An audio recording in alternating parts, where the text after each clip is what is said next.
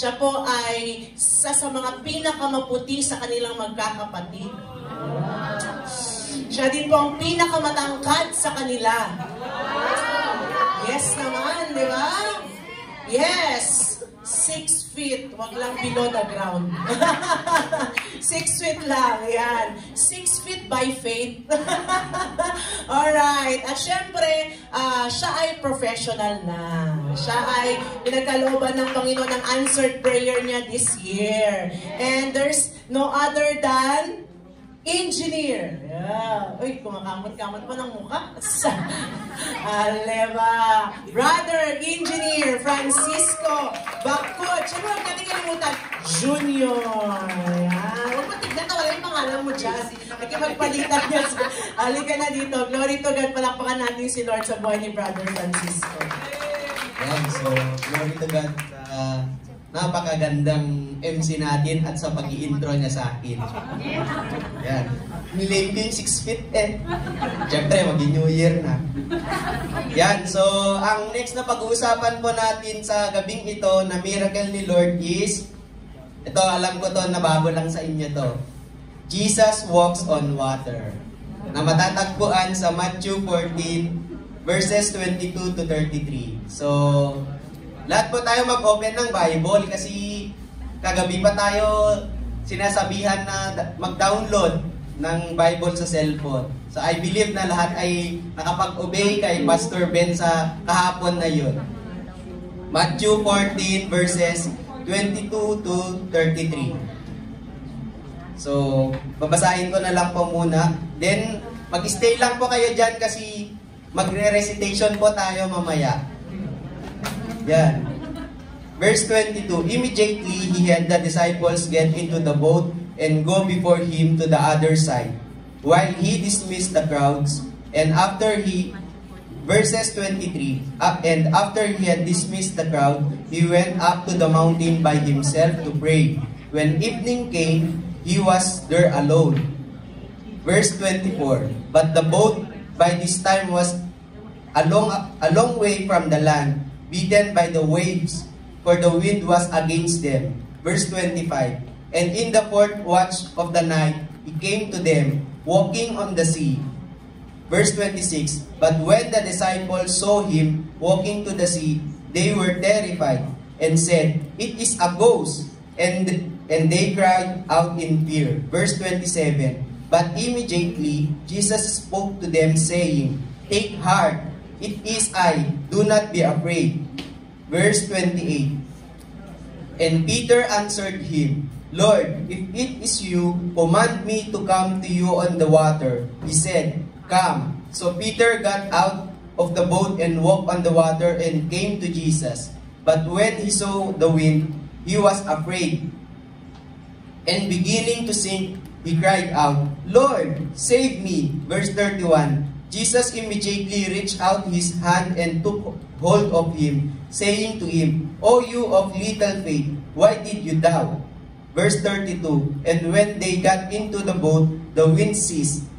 Verse 33, and those in the boat worshiped him, saying, truly you are the Son of God. Let us pray. Yes, Lord, maraming salamat po sa gabing ito na pinagkalo po pa sa amin. We thank you, Lord, for the safe and sound na trip na dinala mo na naman ang panyapak namin dito ng safe and sound to glorify you, to give you thanks and praise for all you've done to the life of each one of us. And Lord, at this very moment, we lift up to you this night. Now, we always acknowledge, Lord, that no man and no flesh shall be lifted up upon this place, but you alone, the name of Jesus. And Lord, sa buhay ko na gamitin mo na ng salita, let your anointing be upon me, na whatsoever word na lalabas sa aking bibig, continue to bless it, na sa mga makikinig, let the open heart and open mind be upon them, na they will accept this word wholeheartedly, Father God. And Lord, we receive the total and complete victory of this day, and to you alone all the highest praise, adoration, thanksgiving. In Jesus' name we pray.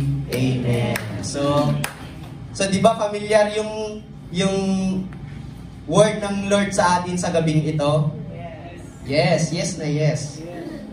Yan. So dito sa verses na to, pagbulay-bulayin pa natin yung bawat verse. And sa nagawa kong topic, nahati ko lang siya in 3. Yan, so in verse 22 and 23, gusto ko basahin ni... Oh, lahat nakatingin sa cellphone. Ni Ate Donna. Yan. Verse 22. Immediately he made the disciples get into the boat and go before him to the other side, while he dismissed the crowds. Verse 23. And after he had dismissed the crowds, he went up on the mountain by himself to pray. When evening came, he was there alone. Yan. So, thank you, Ate Donna. So, sinabi dito sa verse 23, he went up to the mountain by himself to pray. Yan. To pray. To pray. Diba? Before pinperform ni Lord yung miracle na to, nag-pray siya. Amen? Amen. So, dito, hindi lang to sa miracle na to na before nag-perform si Lord ay nag-pray siya. Diba? Yung water to turn into wine. Before niya yun nagawa ng wine, pinag-pray niya yun. Amen? Yung loaves at saka bread. Diba? Before nag-multiply yun, pinag-pray niya yun. Amen? Diba? Nakikita natin yung plot twist ni Lord dito sa pag-perform ng miracle. Pray. Amen? Sometimes sa buhay natin, kahit gusto natin ng miracle, pero hindi tayo nagpe-pray. Amen? Amen. Lahat tayo dito. Diba? Sometimes, gusto natin gumaling, pero tamad tayo pumunta sa church para mag-pray. Diba? Yan, kahapon ang ganda nung preaching ni Ate Mami, dapat siya yung pinakalas Diba?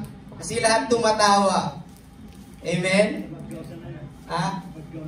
Oh, nasa Baggaw na daw sila. Gaya, ayan. Diba? Sometimes sa buhay natin, madami tayong hinihingi kay Lord, pero puro hingi tayo. Diba? Nakakalimutan natin yung connection, nakakalimutan natin yung way para makuha natin yung miracle na yun. And yung prayer. Amen? We want miracle, pero pili at bibihira lang ang pag-attend natin sa services sa church. Yung iba, Saturday services na nga lang nag-a-attend, lagi pang nagmamadali umuwi. Amen? Wala pa yung announcement, naka-open na dati yung pintuan. Diba? Kapag may feasting naman, wala pa yung announcement, tinatanong na kung ano yung ulam. Wala pang closing prayer. Amen? Diba? God said in 1 Thessalonians 5:17 to 18, pray without ceasing. Give thanks in all circumstances, for this is the will of God in Christ Jesus for you. Amen? Pray without ceasing, hindi pray when circumstances come. Amen? Diba? Kahit sa simpleng bagay, kailangan mong pagpasalamat sa Diyos yan. Small things or bigger things, pagpapala yan, miracle yan ni Lord. Amen? Kailangan, di ba, kung napapansin natin, every si Pastor Ben ang tumatayo dito na nag-share. Sobrang galit yan. Amen? Sinong nakakapansin? Huwag kayo magsinungaling. Galit sa pag-i-invite sa atin na mag-attend ng in all services. Amen? Lagi yan. Gigil na gigil. Diba? Bakit?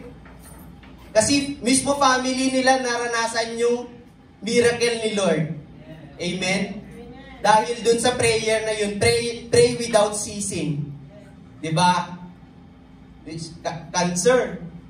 Bibihira yung cancer-free na dinadaan sa organic. Amen? Madalas yung mga cancer-free na operahan yan. Diba? Herbal. Nadaan lang sa herbal and prayer. Kasi prayer works. Every Saturday lang ba tayo noon nagpe-pray kay Ate Jeff para sa healing niya? Di ba hindi? Araw-araw, gabi-gabi. Then, tuwing intercession, grabe yung battle cry dyan. mahiya ka kapag nauuna kang natapos. Diba? Family nila, kaya ganun si Pastor Ben kasi naranasan na niya. Kaya ganun siya kagigil, i-invite tayo kasi gusto niya na ma-share yung pagpapala na nararanasan ng family nila. Amen? Paano dumalo yun kung yung flocks hindi sumusunod? Diba? And sa buhay ko din, gusto ko lang din i-share yung testimony ko. Miracle na nakapasa ako sa board exam. Diba? Dumayo ako dun sa Baguio na technical lang ang alam ko. Wala akong gaanong alam sa theory. Diba? Ang hirap pumasa ng board exam pag wala kang gaanong alam sa theory. And first month, easy go lagi ako dun. Kaya ko to. Kasi knowledgeable naman ako sa technical. Then, yung mindset ko na yun is maling-mali pala. Here comes, bigla ang sabak yun, walang intro-intro, lecture tapos exam, ganun. Ganun yung setup namin. Then yung 1 month na yun is, lagi akong bagsak sa exam. Mapa-pre-board quiz, 50, makukuha mo lang 14 out of 50. Tapos magsusulat yung pangalan mo dun, mapapos. For remedial. Oo, nakaragdang yung pangalan mo. Diba? Tapos mahiya ka kasi kabatch mo yung mga kasama mo dun, may mga UP, galing pa sa TUP, yung mga school na sikat sa engineering courses, sa Mapua, tapos ikaw, makikita mo yung school mo dun, tapos pangalan mo, naka-highlight, tapos makikita mo yung score mo pa dun, 14 over 50. Diba? Saya. May lang exam yun. Exam lahat. Hindi. Wala, hindi pa abot yung, kung ilang araw ako dun, divided by 2, yun yung exams namin. 6 months ako dun. Diba? Everyday ganun, maliban sa Sunday. Review, lecture, kinabukasan exam, lecture, kinabukasan exam. Yung 1 month na yun is, tuwing tumatawag sila ate, umiyak ako, te, di ko kaya. Tapos si ate, ine-encourage niya lang din ako tumatawa, pero nakikita mo sa mata niya na naawa sa'yo. Diba? Kaya mo yan. Tapos, off na. Diba? Oo, ganun.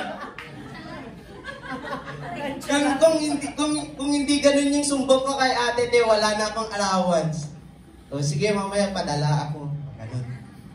Pero yung 1 month na yun, sinabi ko sa sarili ko, Lord, ayaw kong masayang yung gastos na binibigay. Ayaw kong masayang yung effort na nilaan ko dito. Ayaw kong mahiya na uuwi. Wala kaya akong mukhang uuwi noon after board exam. Ilang months ba yung review? 6 months pass. Diba? Meron siya pa nga ng Manila para lang hindi. Oo.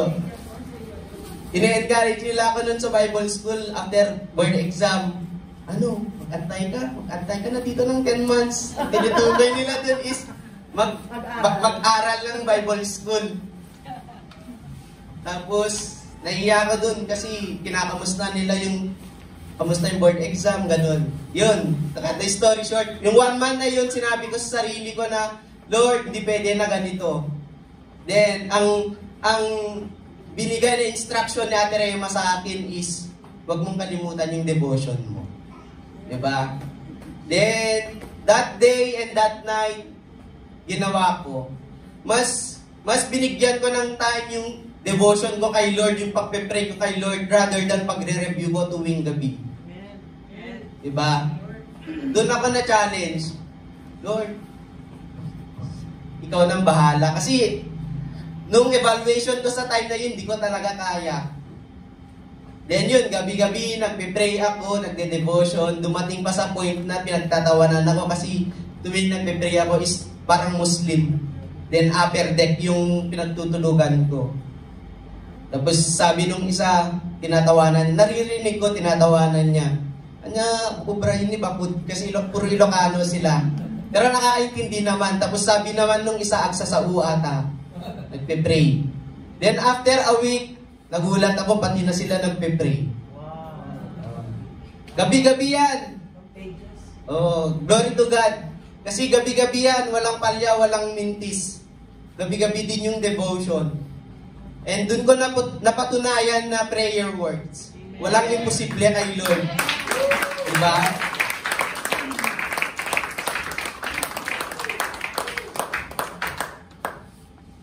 Speechless tuloy ako. Diba? Walang imposible kay Lord. Manalangin ka lang, kapatid.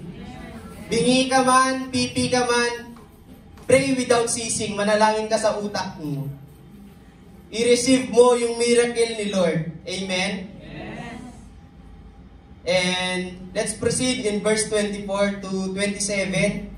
At babasahin ito ni Sister Genevieve.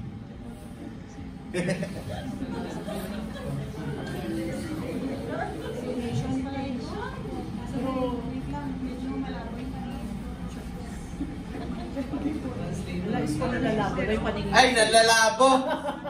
Nalalabo paningin mo.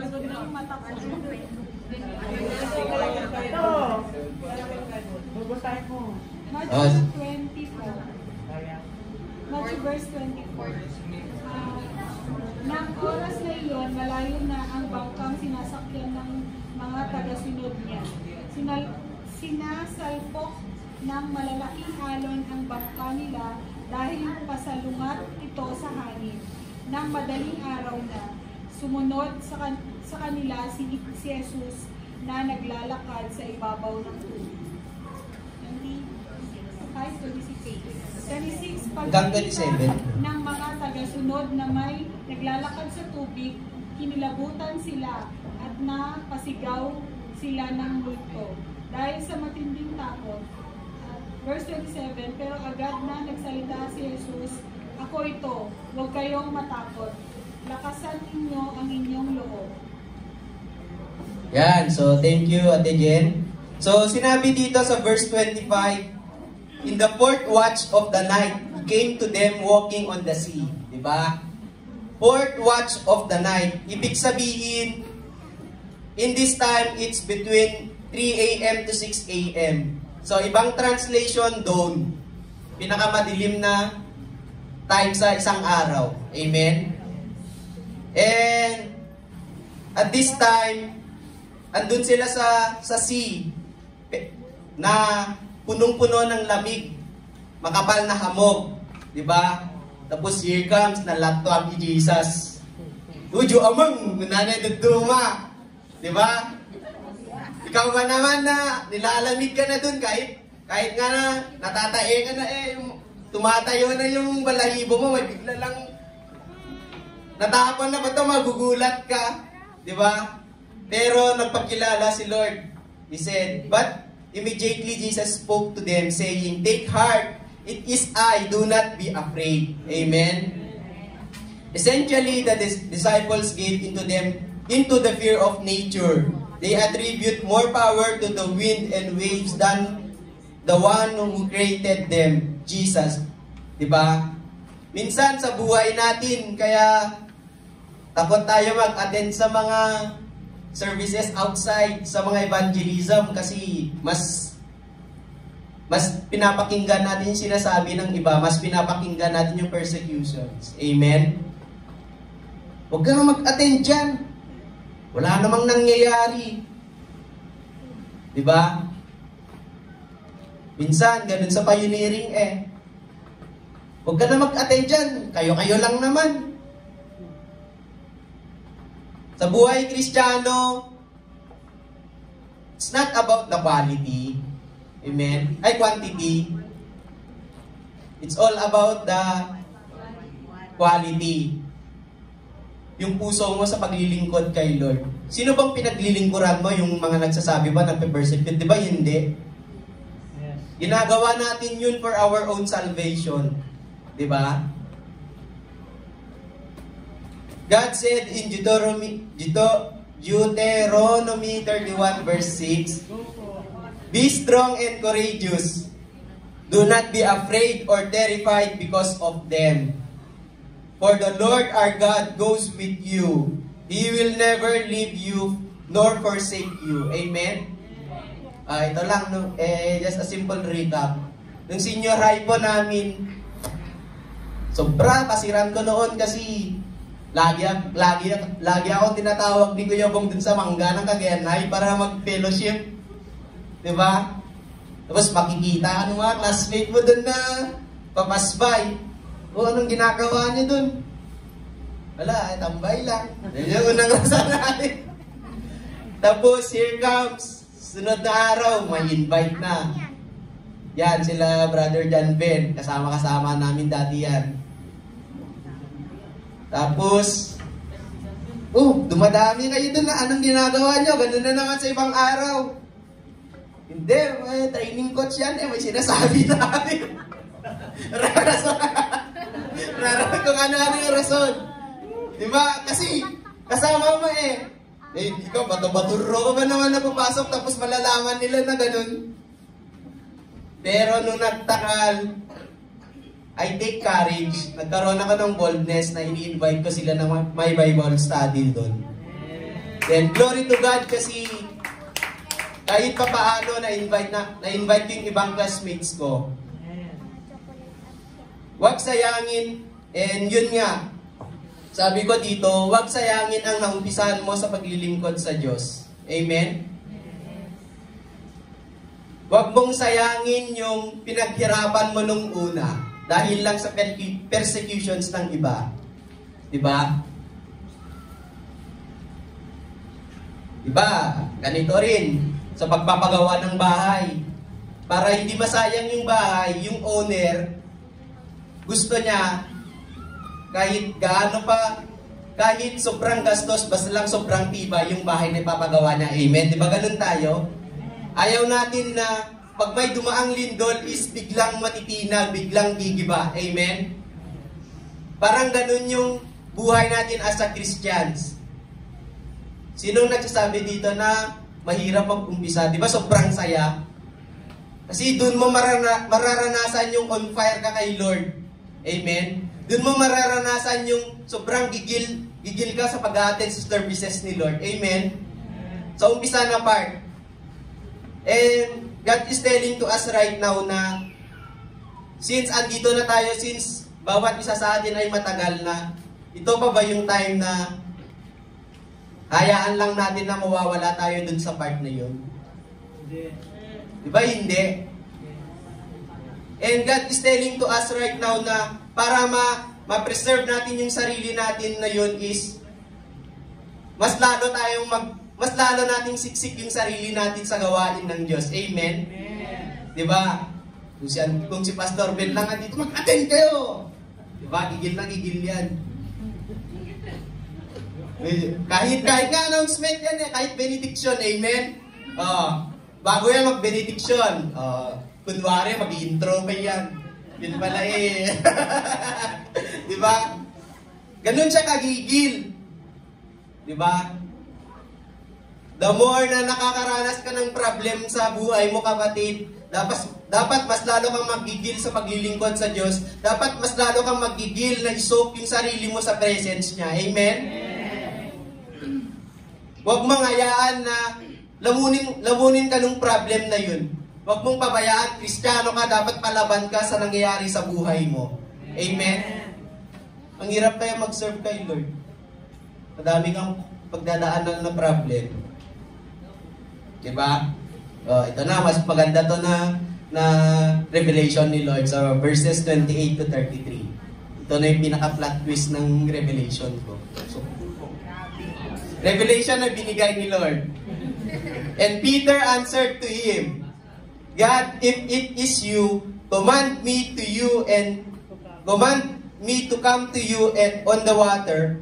He said, come. So Peter got out of the boat and walked on the water and came to Jesus. But when he saw the wind, he was afraid and beginning to sink, and he cried out, Lord, save me. Jesus immediately reached out his hand and took hold of him, saying to him, O you of little faith, why did you doubt? And when they got into the boat, the wind ceased, and those in the boat worshiped him, saying, Truly you are the Son of God. Amen? So dito, bago bago nag-take courage si Peter na tatapat sa water, nagpakilala muna si Jesus. Amen? Dito sa verse 27, di ba? Doon siya nagpakilala. Bago pumunta si Peter, bago nag-take courage, hinamon niya pa nga si Jesus, nagpakilala na nga. Di ba? Minsan sa buhay natin, para tayo si Peter. Di ba? Alam niya na nga sa sarili niya na si Jesus yun, pero nawalan pa siya ng tiwala. Amen? Si Jesus yun Jesus. Oo, sino dito kung pag nakita si Jesus, posible kung di tatakbo sa harapan niya, magda-doubt ka pa ba? Baka kung ako, Lord, wag mo na kayo balik sa earth. Sama mo na ako dyan. Orgam nyo, pamilya kin, kaibigan ko, di ba? To be honest, si pastora nga pastor pa yan. Lord, kunin mo na ako. Di ba? Lahat may gusto na makasama si Lord.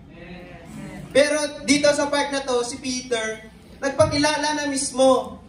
Dude, grabe nunod na. Gang.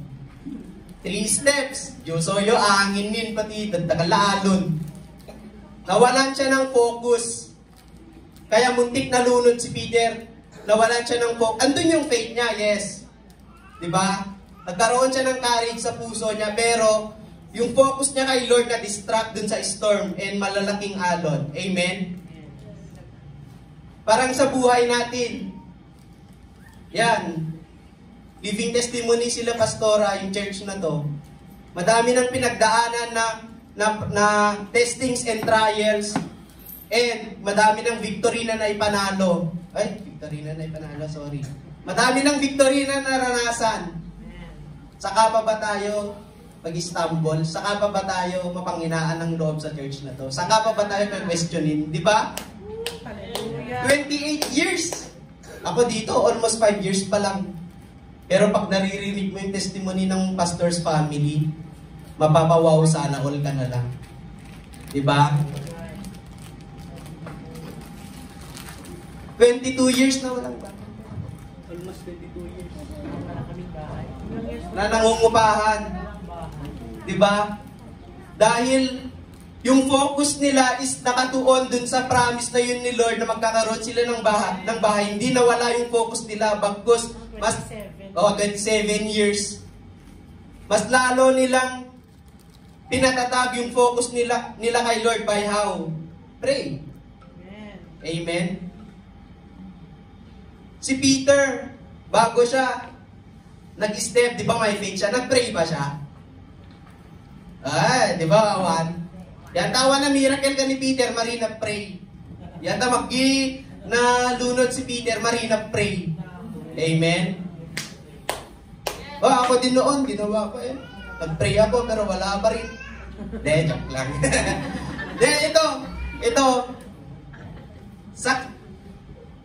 Ito, naranasan ko din to. Ang hirap kaya mag-focus kay Lord kapag may problem ka. Amen? Ang hirap. Ang hirap mag-serve kay Lord pag namatayan ka. Amen? Here comes pandemic. Ang sabi ng doktor noon kay ate nung nagpapacheck up si Papa, mapalad kayo pag nakaabot siya sa 60. 61 si Papa noon. Yuwin, makakabihin dito.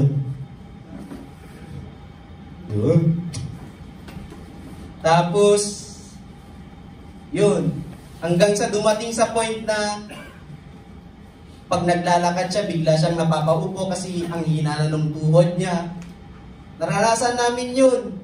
Si mama ay nagpapaligo sa kanya. Hanggang sa point na di na siya makakain. Sinusubuan ni mama. Then dumating plot twist. Namatay siya. Pandemic yun tapos sinabihang COVID pa naman. Okay lang. Tapos, yung time na yun is after a week, na-lift up na yung quarantine, pwede na mag-attend sa church. Tapos nung time na yun, is finals namin sa school. Ang hirap kayo mag-exam na may iniisip ka, yung full of emotions. 24 years mong, almost 22 years mong nakasama yung tao, tapos dumating na sa point na malapit mo nang matupad yung pangarap niya para sa iyo, tapos di niya na makikita. Ang hirap kaya na ganun. Amen? Uri kayo mataki pa ito. Yan. Ang hirap kaya. Here comes finals. Ablam, major subject. Buntik ako na bagsak. Pinag-usapan ko lang yung prof ko. Nagdanan niya ako 75. Kakayat ko, ma'am. Oo. Hindi na ako nag-exam noon eh. Sir, namatayan mo po. Tapos, here comes, na-lift up na naman yung online class. Bumawi ako sa kanya, face to face. Yun, nagdanan. Nabiyakan 92 pa eh. Bumawi na kayo. Sir, relax pa si Rampay. Yan. Tapos dito sa church naman, after a week nung libing ni Papa, na-lift up na yung quarantine din, nag-attend na kami.